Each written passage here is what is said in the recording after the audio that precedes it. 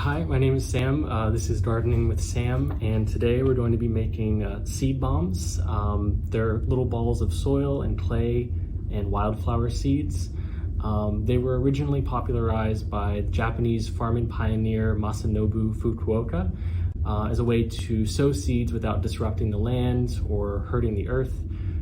Today they're primarily used by guerrilla gardeners who go into urban environments and throw them to increase biodiversity and bring in pollinators and insects.